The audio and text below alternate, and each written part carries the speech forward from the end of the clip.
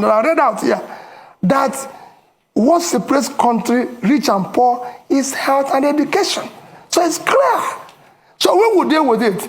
But he said, how do you cover it? Nations of our size have covered it. How did India, for 1.4 billion people, cover issue of health? How did Indonesia cover that? We have big nations that have done it well. If we don't know how to do it, we learn from them. There's nothing wrong in learning if you don't know how to do it.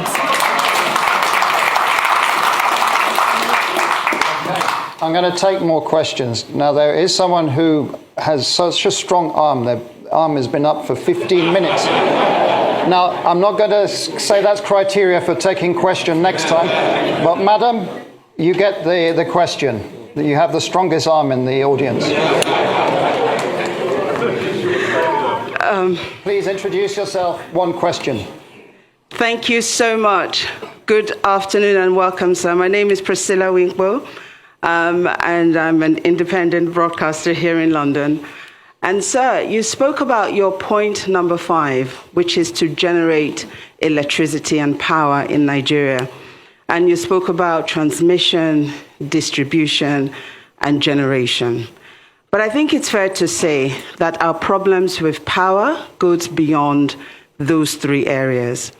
And the main problem that I see here is this. We have a population, or part of the economy, shall we say, those who supply spare parts, the engineers, those who work within that sector, whether it's those that are selling generators, and we know that that issue is perhaps the biggest issue when it comes to our power generation. So my question here is this. How do you plan, number 1, and I'm going to take a risk here, to deal with the big boys, and how do you also plan to address that economy that will then no longer exist because you have generated power? Because I'm sure that they too will rise up against it. Thank you so much. Thank you very much. We did online have lots of questions about refining also, and so this is a key issue that people are asking question about. So the gentleman there, a bit further along. Yes, there, you, just there, yeah. Please go ahead, introduce yourself. Thank you very much. One question. Good to see you, Peter. Paul Arkwright. I was the British High Commissioner to Nigeria from 2015 to 2018, and it's good to see you in London, sir. Thank you very much for your talk.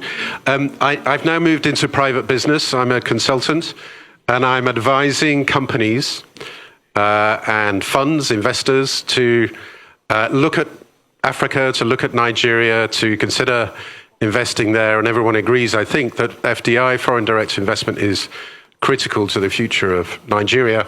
But at the moment, they're very cautious, and that's putting it diplomatically.